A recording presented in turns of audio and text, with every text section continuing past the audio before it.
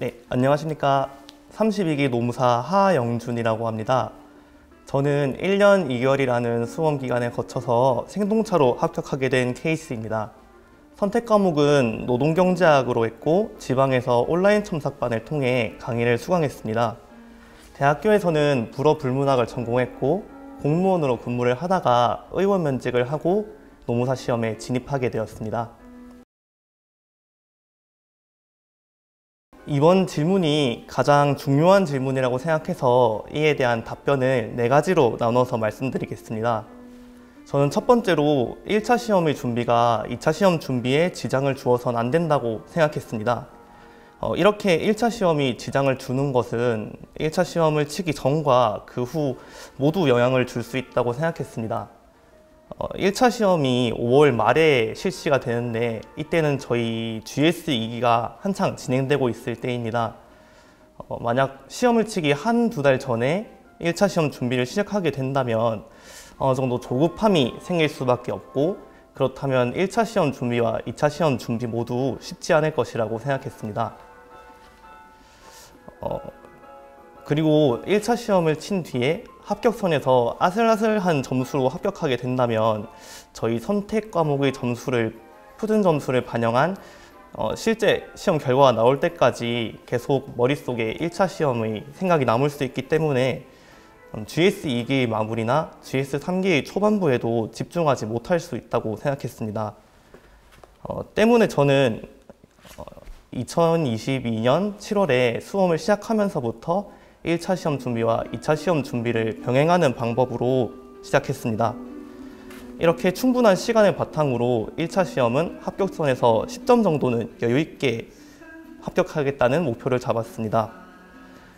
이 계획을 기간별로 말씀드리면 2022년 7월부터는 오전에 1차 시험을 2~3시간 정도 공부를 하고 2차 시험은 나머지 시간에 집중하는 방법으로 했습니다. 이를 비율적으로 말씀드리면 1대3 정도라고 말씀드릴 수 있겠습니다. 그리고 5월부터는 이제 1차 시험이 임박했다고 생각했기 때문에 1차 시험 공부의 비중을 높여서 1대1 비율로 공부했습니다.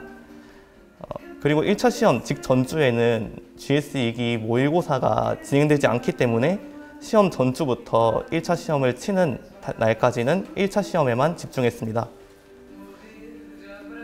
결과적으로 합격선에서 여유 있는 점수로 합격했기 때문에 2차 시험에 조금 더 집중할 수 있는 상황이 만들어졌던 것 같습니다. 두 번째로는 긍정적인 마인드가 굉장히 중요하다고 생각합니다.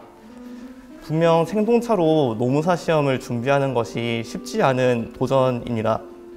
하지만 그런 상황이기 때문에 나는 생동차니까 이 정도만 해도 괜찮겠지?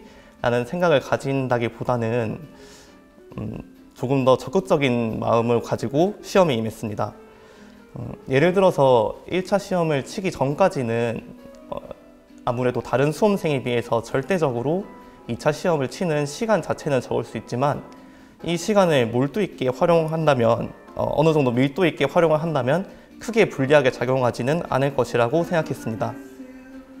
그리고 1차 시험이 끝난 이후에는 그 전까진 아무래도 1차 시험을 병행하다 보니까 모래주머니를 차고 뛰는 그런 느낌이 있었는데 이제는 온전히 2차 시험에만 집중할 수 있고, 그러한 상황이기 때문에 GS 3기나 시험의 마무리까지 더 성장 가능성이 높다고 생각했습니다.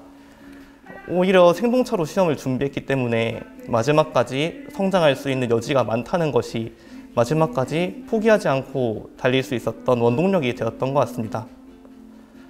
그리고 세 번째로는 제가 2개월의 여유 시간을 주고 수험에 진입했던 것이 굉장히 유효했던 것 같습니다. 본격적인 순환이 시작하기 2개월 전인 7월에 시험에 진입했습니다. 저는 이 2개월이라는 시간을 전년도의 GS 연기 강의를 4과목 모두 들으면서 시험이 요구하는 지식에 최대한 빨리 익숙해지는 시간으로 가졌습니다. 그리고 저는 이 시기에 미리 수험을 하면서 겪을 수 있는 시행착오를 겪었던 것이 도움이 많이 되었습니다. 예를 들면 저는 원래 1차 선택 과목을 경제학으로 선택했었는데 막상 기본 이론 강의를 다 듣고 나니 경제학이 너무 어려워서 이해선 선생님의 경영학 강의로 방향을 바꿨습니다. 그리고 같은 시기에 다른 강사님의 인사노무 관리 강의를 듣고 고민을 많이 하다가 저랑은 잘 맞지 않는 것 같아서 이해선 선생님의 인사노무 관리 강의로 변경하는 선택을 했습니다. 만약 이런 시행착오를 시험이 더 임박한 시기에 겪는다면은 스스로 조금 평정심을 잃을 수도 있는데 어느 정도 여유 기간을 두고 방향을 바꾼 것이 마음의 평정심을 가져다 준 것 같습니다. 마지막으로는 단권화가 굉장히 중요하다고 생각했습니다. 생동차로 시험을 준비한다면 시간이 아무래도 부족할 수밖에 없는데 이렇게 시간이 부족한 상황에서 여러 권의 책을 번갈아 가면서 보는 것은 효율적이지 않다고 생각했습니다. 때문에 저는 4과목 모두 강사저의 기본서를 주로 보는 책으로 빨리 정한 후에 그 책을 최대한 빨리 반복을 해서 익숙해지고 그 익숙함을 바탕으로 암기를 했습니다. 그리고 사례집이나 모의고사에서 제가 기본서에 추가하고 싶은 내용을 발췌해서 단권화하는 방법으로 공부를 진행했습니다. 네, 저는 이 질문이 베이스가 있어야지만 생동차로 합격할 수 있는지로 이해했습니다. 결론적으로 말씀드리면 베이스가 크게 중요하지는 않은 것 같습니다. 제 케이스를 말씀드리자면은 우선 대학교 전공은 크게 관련이 없었고 그리고 공무원 출신이기 때문에 행정법을 공부를 했었고 때문에 행정쟁송법에는 베이스가 있는 상황이었습니다. 반면 노동경제학 같은 경우에는 1차 선택 과목을 경제학에서 경영학으로 바꿀 만큼 경제학에 대해서는 베이스가 없었습니다. 그런데 막상 모의고사를 쳐보니 행정쟁송법은 상위 30%에서 40, 50%를 왔다 갔다 하는 수준이었고 반면 노동경제학이 안정적으로 상위 10% 정도의 성적이 나왔습니다. 실제로 2차 시험을 쳐본 결과로도 노동경제학은 어느 정도 만족할 성적이 나왔고 상대적으로 행정쟁송법은 평이한 성적이 나왔습니다. 결론적으로 베이스가 없다고 해서 크게 위축될 필요도 없고 베이스가 있다고 해도 안심할 수는 없다고 말씀드리고 싶습니다.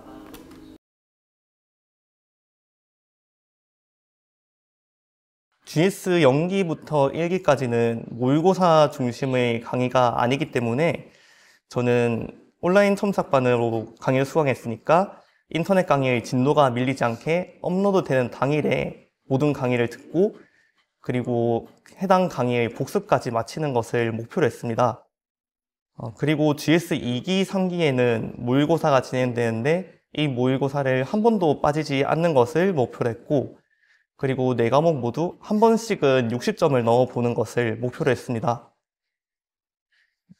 각 과목별로 60점을 넘겨보겠다는 목표를 실제로 달성하지는 못했지만 이렇게 구체적이고 명확한 목표가 있다 보니 모의고사를 잘 못 본 주간이어도 그래 내가 다음 모의고사엔 한번 보여줘야겠다 이런 오기가 생겨서 모의고사에 더 적극적으로 응시했던 것 같습니다.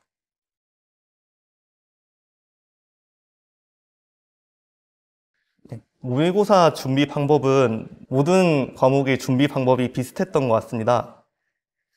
저는 일주일 동안 양이 많은 노동법과 인사노무 관리는 1.5일씩 그리고 노동경제학과 행정쟁송법은 1일씩 시험 범위 기본서를 꼼꼼하게 정독했습니다. 다른 준비 방법을 해보고도 싶었는데 막상 이렇게만 해도 시간이 부족해서 저는 시험 범위인 기본서를 꼼꼼하게 읽는 방법으로 준비했습니다. 모의고사 리뷰 같은 경우에는 선생님들께서 올려주시는 해설 강의를 듣고 그리고 모범 답안에서 제가 기본서에 있지만 적지 못한 내용을 하이라이트를 해놓는다든지 그리고 모의고사의 모범 답안에 있는 내용을 기본서에 추가하고 싶다면 이를 발췌해서 단권화하는 방법으로 리뷰했습니다. 모의고사를 치고 복습을 해야 된다고 저도 생각을 했는데 막상 모의고사를 계속 진행해 보니까 다음 모의고사의 예습만으로도 시간이 부족했기 때문에 복습은 따로 하지 못했습니다. 대신에 저희 강의 후반부에 전범위 모의고사를 실시할 때 이 시간에 복습을 전반적으로 실시했습니다.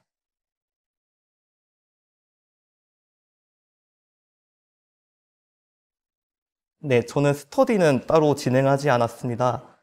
첫 번째 이유는 스터디를 해야겠다라는 필요성을 크게 느끼지 못했고, 두 번째로는 매주의 공부 진행 상황에 따라서 스케줄을 유연하게 조정하고 싶었는데, 스터디라는 약속이 생기면 이런 스케줄 조정에 조금 지장이 생길 것 같아서 스터디는 따로 하지 않았습니다.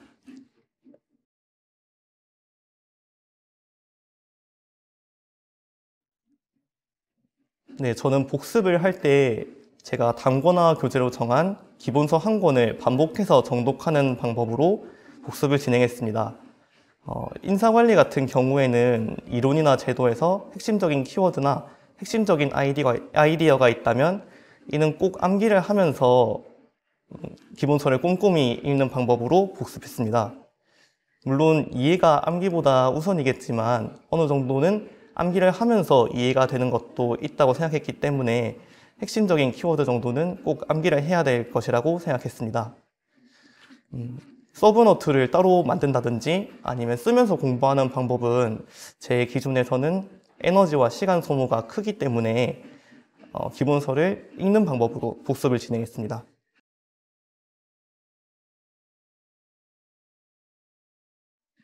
저는 목차는 의식적으로 암기한 적이 없는 것 같습니다.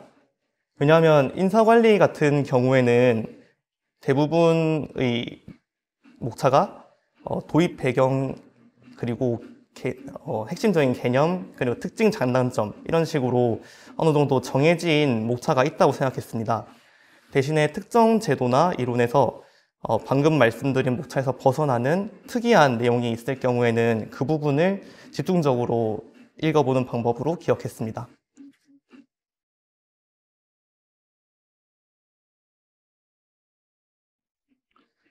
네, 저도 비슷한 고민을 한 적이 있습니다. 저는 노동법 모의고사를 진행할 때 제가 정말 이해가 잘 되어 있는 쟁점에서는 유기적인 흐름이 좋다라는 첨삭평을 받았는데, 반면 제가 이해가 조금 부족한 쟁점에서는 제가 보더라도 답안의 기승전결이 부족하고 연결이 매끄럽지 않다고 느꼈습니다. 그래서 결국에는 제가 암기한 판례를 현출하기만 바빴던 것 같습니다. 만약 질문을 해주신 수험생분께서 이런 고민을 가지고 계신다면 해당 쟁점에 대해서 조금 더 깊게 이해해 보시면 도움이 될 것 같습니다.